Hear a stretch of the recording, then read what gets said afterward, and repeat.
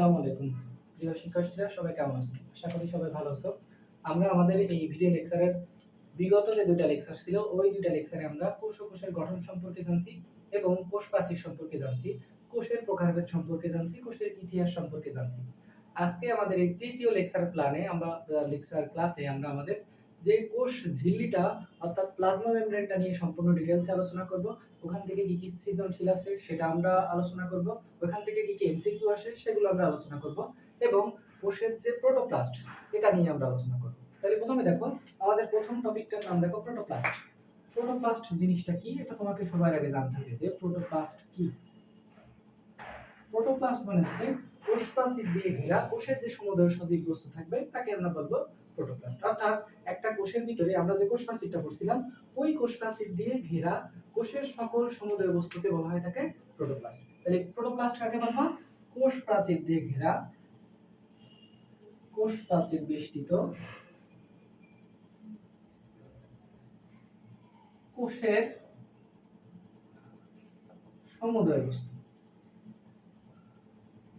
তাহলে কোষ প্রাচীর দিয়ে ঘেরা কোষের ভিতরে যে সমুদয় বস্তুগুলো থাকে তাকে আমরা বলি প্রোটোপ্লাস্ট। এখন তোমরা দুইটা জিনিসের ভিতরে একটু কনফিউজিং হয়ে যায়, প্রোটোপ্লাস্ট কি আর প্রোটোপ্লাজম কি। মাথায় রাখবা, প্রোটোপ্লাস্টটা কোষ প্রাচীর দিয়ে যা কিছু থাকবে সবকিছুকে একত্রে প্রোটোপ্লাস্ট বলা হয়। ওই প্রোটোপ্লাস্টের ভিতরে যে তরল বা অর্ধতরল জেলি সদৃশ অংশটা থাকবে ওইটাকে বলা হয় থেকে প্রোটোপ্লাজম। ঠিক আছে? তাহলে আমরা যদি জানি প্রোটোপ্লাজম কাকে বলে, প্রোটোপ্লাজম মানে হচ্ছে ওই প্রোটোপ্লাস্টের ভিতরে যে তরল পদার্থগুলো থাকবে, অর্থাৎ প্রোটোপ্লাস্টের ভিতরে যে তরল পদার্থগুলো থাকে তাকে বলা হয় থাকে প্রোটোপ্লাজম। তাহলে প্রোটোপ্লাজম কি? প্রোটোপ্লাস্টের তরল অংশ। ঠিক আছে? তাহলে প্রোটোপ্লাস্টের তরল অংশকে বলা হয় থাকে প্রোটোপ্লাজম। এটা আমরা জানলাম। এখন আমাদের এই প্রোটোপ্লাজম সম্পর্কে প্রশ্ন আসে, প্রোটোপ্লাজমের ভৌত গঠনের মূল উপাদানটা কি? এটা মাঝে মাঝে পরীক্ষায় আসে। এটা একটু মাথায় রাখবা, প্রোটোপ্লাজমটা মূলত তৈরি হয় পানি দিয়ে। ঠিক আছে? প্রোটোপ্লাজমটা মূলত তৈরি হয় কি দিয়ে? পানি দিয়ে। প্রোটোপ্লাজমের মূল উপাদান হচ্ছে পানি এবং প্রোটোপ্লাজমের পানির পরিমাণটা থাকে 70 থেকে 90%। এই কোশ্চেনটা এমসিকিউতে খুবই আসে যে প্রোটোপ্লাজমে পানির পরিমাণ কত পার্সেন্ট। প্রোটোপ্লাজমে পানির পরিমাণ 70 থেকে 90%। এটা একটু মাথায় রাখবা। এখন কোন একটা জীবের বা কোন একটা কোষে যদি প্রোটোপ্লাজম না থাকতো তাহলে কিন্তু সেই কোষটার কোনো অস্তিত্বই থাকতো না। ঠিক আছে? এই জন্য বিজ্ঞানী হাক্সলে এই প্রোটোপ্লাজমকে বলছেন জীবনের ভৌত ভিত্তি। ঠিক আছে? তাহলে প্রোটোপ্লাজমকে কি নামে ডাকা হয়? জীবনের ভৌত ভিত্তি। এই জীবনের ভৌত ভিত্তি কে বলছেন? বিজ্ঞানী হাক্সলে। ঠিক আছে? এই হাক্সলের সাথে আরো একটা কথা তোমাকে কোরিলেট করে পড়তে হবে। এই হাক্সলে তোমাদের জীববিজ্ঞান বইতে দুইটা জিনিসের কথা বলছেন। একটা তো এই জীবনের ভৌত ভিত্তি, কাকে বলছেন উনি? প্রোটোপ্লাজমকে। এটা একটু মাথায় রাখবা যে উনি প্রোটোপ্লাজমকে বলছেন জীবনের ভৌত ভিত্তি। এবং এই একই হাক্সলে উনি আরো একটা তত্ত্ব বলে গেছেন। উনি বলছেন পাখি হচ্ছে মহিমান্বিত সরীসৃপ, অর্থাৎ পাখির উদ্ভব হয়েছে সরীসৃপ থেকে। উনি পাখির ভিতরে কিছু সরীসৃপের বৈশিষ্ট্যাবলী দেখতে পান, এই জন্য উনি বলছেন পাখি হচ্ছে মহিমান্বিত সরীসৃপ। তাহলে হাক্সলের আর একটা তত্ত্বের নাম হচ্ছে পাখি হলো পাখির মহিমান্বিত সরীসৃপ।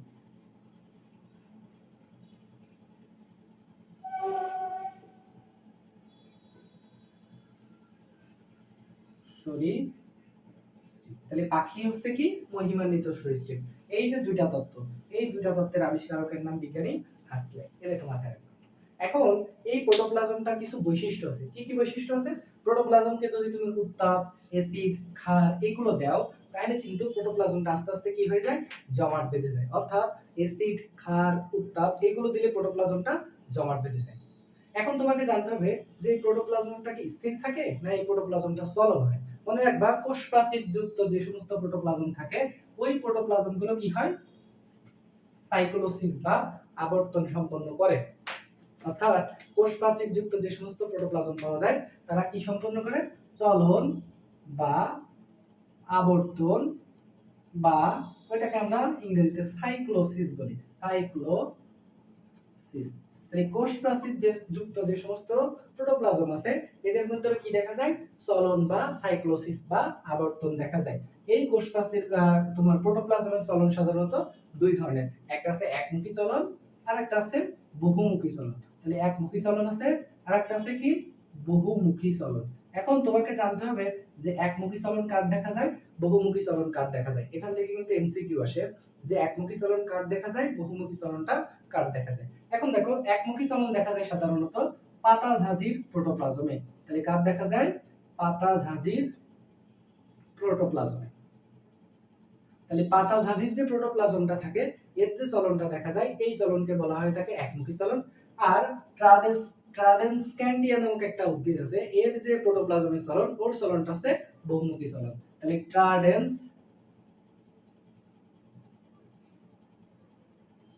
এই যে উদ্ভিদটা, এই উদ্ভিদের যে প্রোটোপ্লাজমের যে চলনটা এটাকে বলা হয় থাকে বহুমুখী চলন। এটা একটু মাথায় রাখবে। তাহলে দেখো আমাদের কিন্তু প্রোটোপ্লাজম থেকে জাস্ট এই তথ্যগুলো জানলেই কিন্তু এনাফ। এখান থেকে সাধারণত কোনো সিকিউ আসে না, মাঝে মাঝে কিছু এমসিকিউ এখান থেকে স্যাররা দিয়ে দেয়। একাডেমিকের যে সমস্ত পরীক্ষা থাকে এই একাডেমিকের পরীক্ষায় কিন্তু এই প্রশ্নগুলো দেয় মাঝে মাঝে, যে এমসিকিউ আকারে দেয় যে প্রোটোপ্লাজমে পানির পরিমাণ কত পার্সেন্ট, জীবনের আণবিক ভিত্তি কোনটা, তারপরে পাতাজাজির আবর্তন কোন ধরনের, ট্রান্সক্যান্টিয়ার আবর্তন কোন ধরনের, ঠিক আছে। প্রোটোপ্লাজমকে তোমার হচ্ছে প্রোটোপ্লাজমের যে জীবনের ভৌতভিত্তি এই তত্ত্বটা আসলে কার, এই কোশ্চেনগুলো মাঝে মাঝে পরীক্ষায় যে একাডেমিকের যে পরীক্ষাগুলো আছে খুব কঠিন করার চেষ্টা করলে এগুলো মাঝে মাঝে দিয়ে দেয়। এখন দেখো আমাদের প্রোটোপ্লাজমের পরের যে টপিকটা ছিল, যেটা আজকের সবথেকে গুরুত্বপূর্ণ আলোচনা, সেটা হচ্ছে যে আমাদের প্লাজমা মেমব্রেন বা কোষ ঝিল্লি। কোষ ঝিল্লি আসলে জিনিসটা কি? কোষ ঝিল্লি মানে হচ্ছে কোনো একটা কোষকে, আমরা তো জানি বাইরের দিক থেকে একটা জল প্রাচীর দিয়ে আবৃত থাকে যেটাকে আমরা কোষ প্রাচীর বলতেছি। এই কোষ প্রাচীরের ভিতরে ওই কোষের এক ধরনের লিপোপ্রোটিনের আবরণ দিয়ে ভিতর থেকে একটা আবরণী দিয়ে আবৃত থাকে, ঠিক আছে। তাইলে যে দ্বিস্তরী আবরণী দিয়ে, দ্বিস্তরী আবরণী যেটা লিপোপ্রোটিন নির্মিত, এই লিপোপ্রোটিন নির্মিত যে দ্বিস্তরী আবরণী দিয়ে কোষটা ভেতর দিক থেকে আবৃত থাকে, ভেতর দিক থেকে আবৃত থাকে। এই কোষের যে ভেতরের দিকের যে পর্দা, সেই পর্দাকে আমাদের বলা হয়ে থাকে কোষ ঝিল্লি বা প্লাজমা মেমব্রেন, ঠিক আছে। এই প্লাজমা মেমব্রেন বা কোষ ঝিল্লি সর্বপ্রথম একজন বিজ্ঞানী এটাকে প্রত্যক্ষ করেন। ওই বিজ্ঞানীটার নাম ছিল কার্ল নাগেলি। এটা একটু মাথায় রাখবা, ঠিক আছে। তাহলে প্লাজমা মেমব্রেনের আবিষ্কারকের নাম কার্ল নাগেলি। এই যে কার্ল নাগেলি, ইনি প্রথমে এই প্লাজমা মেমব্রেনটা আবিষ্কার করার পরে উনি ওইটার নাম দেন বায়ো মেমব্রেন, ঠিক আছে। তাহলে কার্ল নাগেলি প্লাজমা মেমব্রেনের যে নামকরণ করছেন ওই নামের নাম বায়ো মেমব্রেন। এই বায়ো মেমব্রেন নাম করার কারণ পিছনে একটা ইতিহাস আছে। কি ইতিহাস? এই প্লাজমা মেমব্রেনটা অত্যন্ত সংবেদনশীল, অর্থাৎ এখানে যদি কোনো অ্যাসিড, ক্ষার এই সমস্ত দাও তাহলে কিন্তু প্লাজমা মেমব্রেনটা নষ্ট হয়ে যায়, বা কোনো ব্যাকটেরিয়া ভাইরাসের আক্রমণেও কিন্তু প্লাজমা মেমব্রেনটা নষ্ট হয়ে যায়। তাহলে এই বায়ো মেমব্রেন নাম করার পিছনে প্রথম কারণটা হচ্ছে এই প্লাজমা মেমব্রেনটা অত্যন্ত সংবেদনশীল। তাহলে সংবেদনশীলতার কারণে বিজ্ঞানী কার্ল নাগেলি এই প্লাজমা মেমব্রেনের নামকরণ করেন বায়ো মেমব্রেন। এটা একটু মাথায় রাখবা, ঠিক আছে। এখন দেখো এই প্লাজমা মেমব্রেনের আরো কিছু আছে, যেমন প্লাজমা মেমব্রেন যদি কোনো প্রাণী কোষে দেখা যায় ওইটাকে বলা হয় থাকে পিনোসাইটিক ফোসকা। অর্থাৎ প্রাণী কোষের ক্ষেত্রে যদি প্লাজমা মেমব্রেনটা দেখা যায়, প্রাণী কোষের প্লাজমা মেমব্রেনটার নাম হচ্ছে, প্রাণী কোষের ক্ষেত্রে এটাকে বলা হয় পিনোসাইটিক ফোসকা, পিনোসাইটিক ফোসকা। এখন এই প্লাজমা মেমব্রেনটা কিন্তু সবসময় একই ধরনের থাকে না, কখনো কখনো এই প্লাজমা মেমব্রেন গুলো কিছু ছোট ছোট ছোট ছোট ভাঁজ হয়ে যায়। ওই প্লাজমা মেমব্রেন যদি কখনো ভাঁজ হয়ে যায় তাহলে ভাঁজযুক্ত ওই প্লাজমা মেমব্রেনকে বলা হয় থাকে, ভাঁজযুক্ত এই মেমব্রেনকে বলা হয় থাকে, ওই ভাঁজযুক্ত প্লাজমা মেমব্রেনকে তোমরা মাইক্রোভিলাই নামে ডাকবা, ঠিক আছে। এটাকে তখন কি নামে ডাকা হয়? Microvilli, microvilli. এই মাইক্রোভিলাইয়ের কাজ হচ্ছে কোন একটা জায়গায় এরা যদি থাকে তাহলে পরিশোষণ, অর্থাৎ কোনো কিছু শোষণকে এরা বৃদ্ধি করে, অর্থাৎ এদের কাজ হচ্ছে শোষণ অঞ্চলকে বৃদ্ধি করা। এটা একটু মাথায় রাখবা, এদের কাজ শোষণ অঞ্চল বৃদ্ধি করা। এইটুকু আমাদের প্লাজমা মেমব্রেন সম্পর্কে জানতে হবে। এখন এই যে প্লাজমা মেমব্রেনে দেখো আমি অলরেডি দুইটা চিত্র আঁকায় রাখছি যাতে সহজে এটা তোমাকে বোঝাতে পারি, তাই না।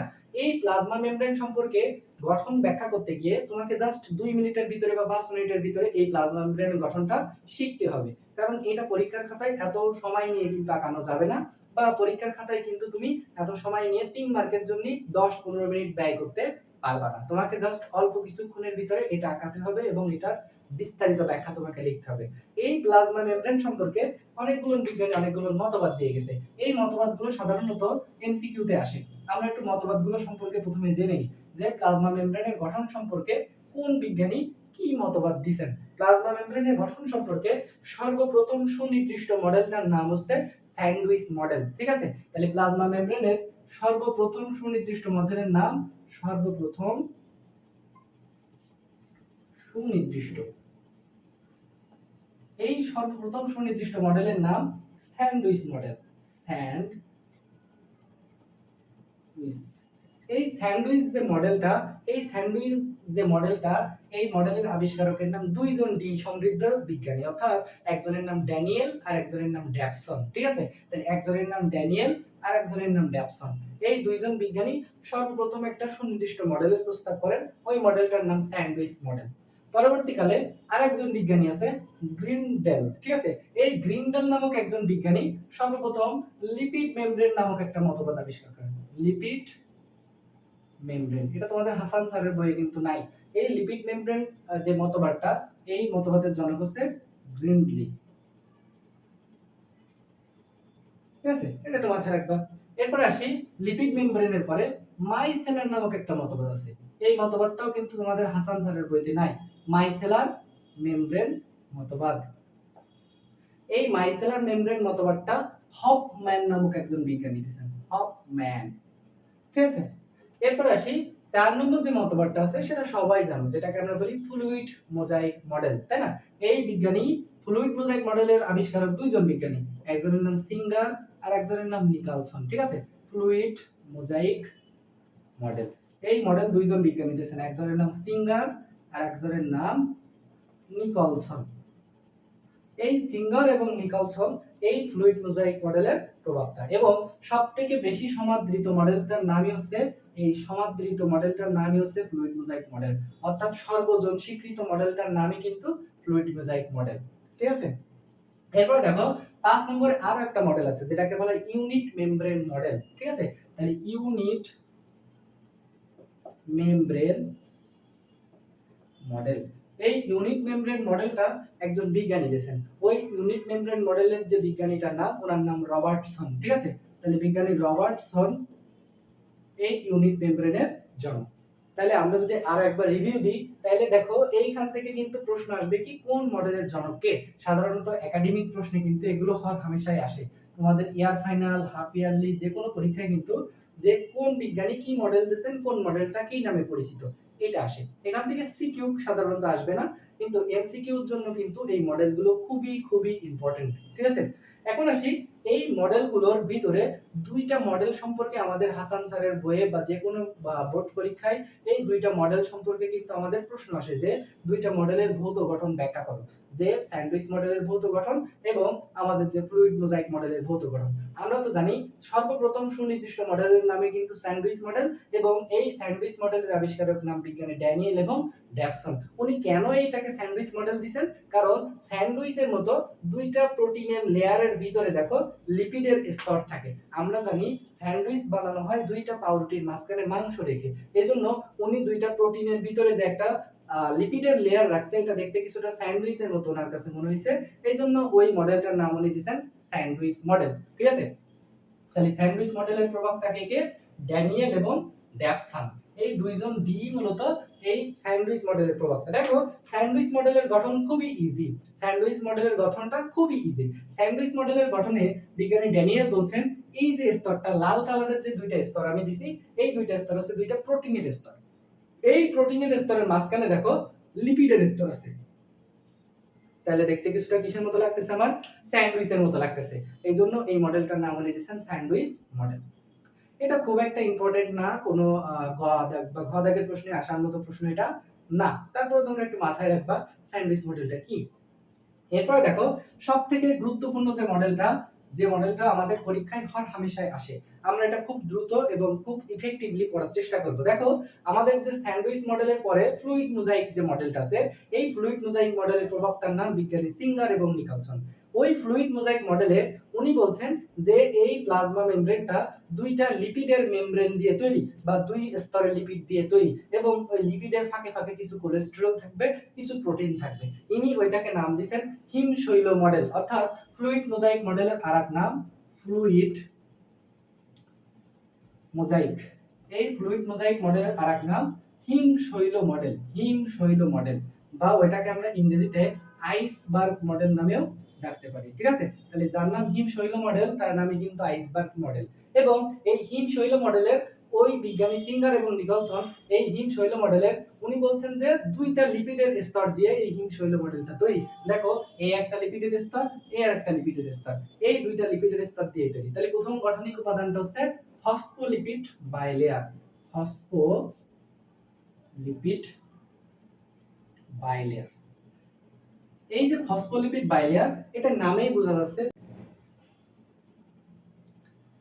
দেখো এই যে ফসফোলিপিড বাইলেয়ার, এই ফসফোলিপিড বাইলেয়ারে ফসফোলিপিডের সাথে এক অণু গ্লিসারল যুক্ত থাকে। কি যুক্ত থাকে? এক অণু গ্লিসারল।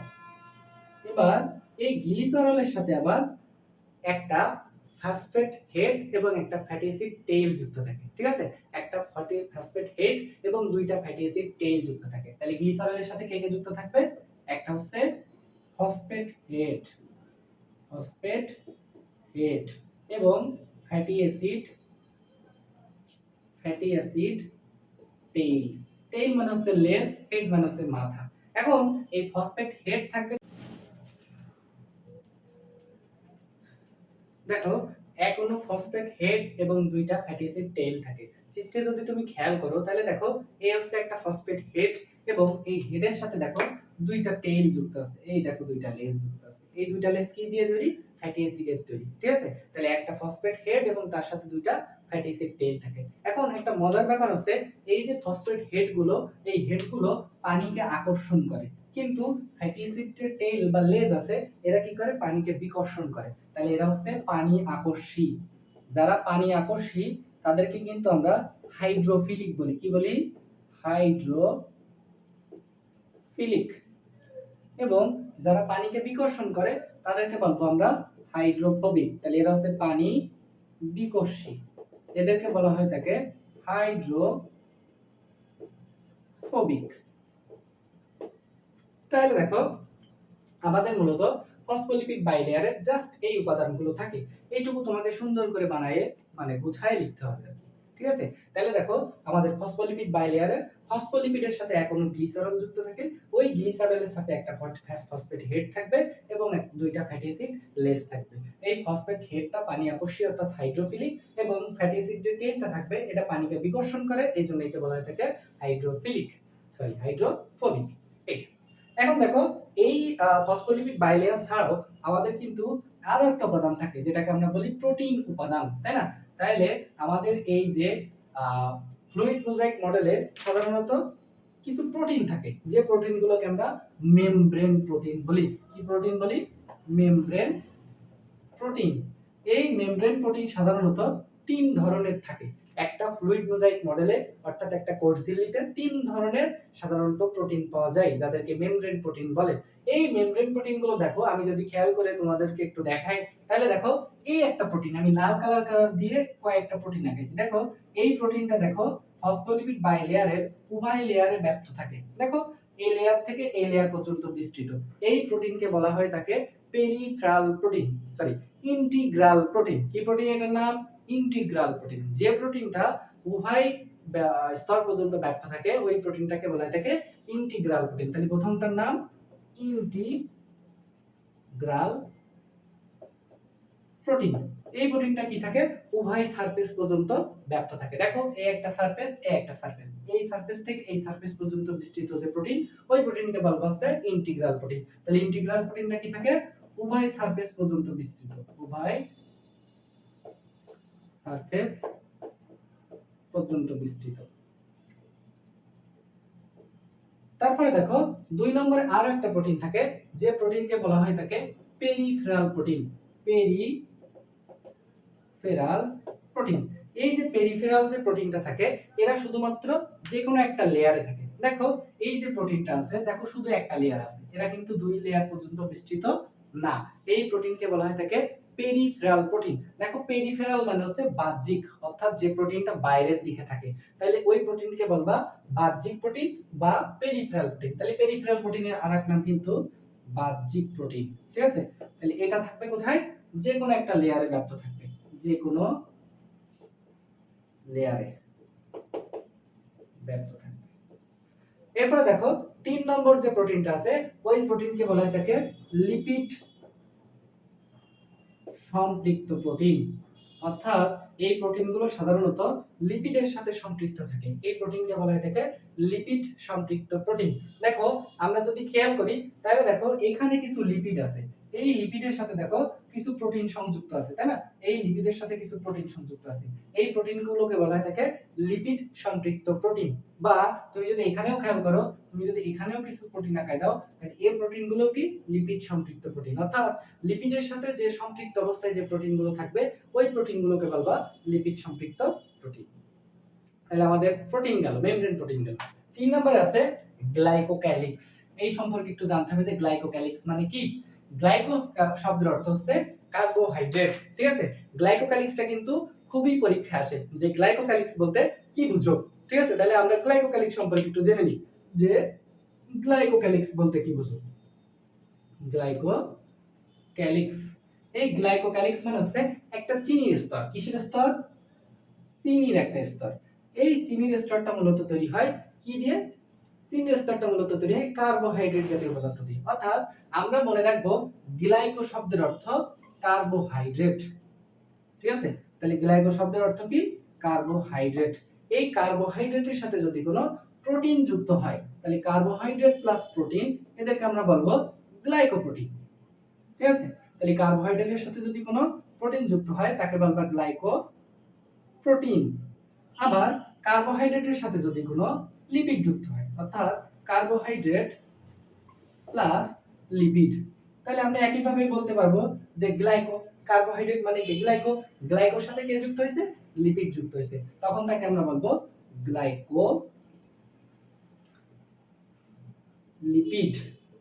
এখন দেখো এই যে গ্লাইকোপ্রোটিন এবং গ্লাইকোলিপিড, এরা দুজন যখন একটার সাথে আরেকটা যুক্ত হবে তখন নাম হয়ে যায় গ্লাইকোক্যালিক্স। তাহলে গ্লাইকোপ্রোটিন এবং গ্লাইকোলিপিড একত্রে মিলিত হয়ে কি তৈরি করে? গ্লাইকোক্যালিক্স। এই গ্লাইকোক্যালিক্স কিন্তু একটা সামান্য একটা চিনির স্তর বিশেষ। ঠিক আছে, তাহলে প্লাজমা মেমব্রেনে যে একটা চিনির স্তর পাওয়া যায় এটাকে আমরা বলি গ্লাইকোক্যালিক্স। তুমি যদি চিত্রে খেয়াল করো দেখো এই একটা মেমব্রেন প্রোটিন, অর্থাৎ এই একটা গ্লাইকোপ্রোটিন, অর্থাৎ কার্বোহাইড্রেটের সাথে একটা প্রোটিন যুক্ত হয়েছে, এটাকে বলা হয় গ্লাইকোপ্রোটিন। আবার এই একটা গ্লাইকোলিপিড, অর্থাৎ এই একটা এটা একটা গ্লাইকোলিপিড, এক একটা গ্লাইকোপ্রোটিন। আমি লাল কালার গুলো সবই প্রোটিন দিয়ে দিছি। তাহলে এই একটা গ্লাইকোলিপিড, এর সাথে একটা গ্লাইকোপ্রোটিন যুক্ত হয়েছে।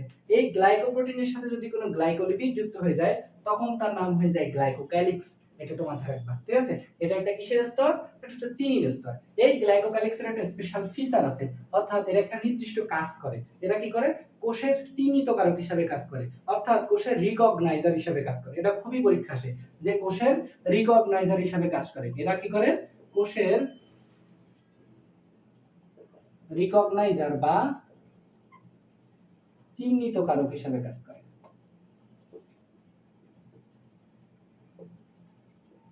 তাহলে কোষের চিহ্নিতকারক বা রিকগনাইজার হিসেবে কাজ করা কার কাজ?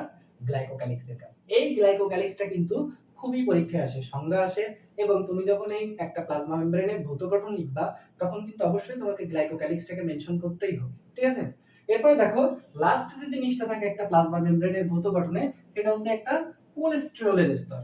কোলেস্টেরল জিনিসটা কি? কোলেস্টেরল জিনিস এরা এক ধরনের লিপিড জাতীয় পদার্থ। দেখো আমি এখানে কিছু গোল গোল কিছু জিনিস দিছি, দেখো এ একটা দিছি, এ একটা দিছি, এ একটা দিছি, এগুলো হচ্ছে কি কোলেস্টেরল নামে পরিচিত। ঠিক আছে, তাহলে লাস্ট যে জিনিসটা থাকবে সেটার নাম কোলেস্টেরল। এই কোলেস্টেরলটা কি থাকবে? এরা হচ্ছে ফসফোলিপিড অণুর ফাঁকে ফাঁকে অবস্থান করবে, ফসফোলিপিডের ফাঁকে অবস্থান করে। এবং এটা যদি তুমি খেয়াল করো এটা সবথেকে প্রাণী কোষে এদেরকে বেশি দেখা যায়, প্রাণী কোষে বেশি দেখা যায়।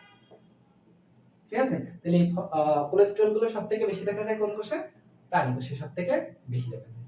এইটাই হচ্ছে একটা প্লাজমা মেমব্রেনের ভৌত গঠনের চিত্র, এবং এই যে জিনিসগুলো আমি ডিটেইলসে আলোচনা করলাম এইগুলো হচ্ছে ডিটেইলস। ঠিক আছে, তোমার পরীক্ষা আসলে এটা তোমাকে মাস্ট রাখতে হবে, এবং এখানে কি এর ব্যাখ্যাগুলো তোমাকে লিখতে হবে, প্রত্যেকটার ব্যাখ্যা। বুঝতে পারছো? এখন আসি একটা প্লাজমা মেমব্রেনে কি কি রাসায়নিক উপাদান থাকে। সহজ ব্যাপার, দেখো আমরা যখন পড়ছি প্রথমে পড়ছি ফসফোলিপিড বাইলেয়ার, ওখানে লিপিড আছে, প্রোটিনের ভিতরে পড়ছি ওখানেও লিপিড আছে, গ্লাইকোক্যালিক্সের ভিতরেও লিপিড আছে, আবার কোলেস্টেরলটাও একটা লিপিড জাতীয় পদার্থ। তাহলে আমরা বলতে পারি যে কোষ ঝিল্লির মূল উপাদানটাই কিন্তু কি লিপিড। ঠিক আছে, তাহলে কোষ ঝিল্লির মূল উপাদান কি? কোষ ঝিল্লির মূল উপাদান, এই মূল উপাদানটাই কিন্তু লিপিড। এবং মনে রাখবা কোষ ঝিল্লির মোট শুষ্ক ওজনের 75% কিন্তু থাকে লিপিড। এই কোষ ঝিল্লিতে সাধারণত লিপিড থাকে দুই ধরনের, এক ধরনের লিপিডকে বলা হয় থাকে সরল লিপিড, আর এক ধরনের লিপিডকে বলা হয় থাকে জটিল লিপিড। ঠিক আছে, তাহলে এই কোষ ঝিল্লির ভিতরে সাধারণত 5 ধরনের লিপিড পাওয়া যায়, যার একটা থাকে মাত্র সরল লিপিড, আর বাকি 4টাই থাকে কিন্তু জটিল লিপিড। ওই সরল লিপিডটাকে আমরা বলি ফসফোটাইডিক অ্যাসিড, ফসফোটাইডিক অ্যাসিড, এবং যে জটিল লিপিড 4টা থাকে ওই জটিল লিপিড 4টাকে বলি লেসিথিন। ঠিক আছে, তাহলে জটিল লিপিড 4টাকে আমরা কি বলে ডাকি? লেসিথিন। তাহলে এখানে টোটাল লিপিড থাকে কয়টা? 5টা, যার 4টা থাকে জটিল লিপিড, একটা থাকে মাত্র সরল লিপিড। ওকে, এখন দেখো আমাদের পরীক্ষায় আরো একটা জিনিস আসে যে কোষ ঝিল্লির কাজটা কি। কোষ ঝিল্লির কাজ, এটা মাঝে মাঝে পরীক্ষায় খদাগের জন্য আসে যে কোষ ঝিল্লির কাজ ব্যাখ্যা করো। আমরা প্রথমেই লিখব কোষের ভিতরের বস্তুগুলোকে রক্ষা করা হচ্ছে কোষ ঝিল্লির প্রথম কাজ। দ্বিতীয় কাজ, কোষের ভিতর থেকে বাইরে এবং বাইরে থেকে ভিতরে কোনো বস্তুর আদান প্রদান করাও কার কাজ? কোষ ঝিল্লির কাজ, তাই তো? কোষের ভিতরের সকল বস্তুগুলোকে আণবিক ভিত্তি হিসাবে কাজ করা কার কাজ? কোষ ঝিল্লির কাজ। এবং একটু আগে আমরা পড়লাম যে কোষের রিকগনাইজার হিসেবে কাজ করে কে? গ্লাইকোক্যালিক্স। ঠিক আছে।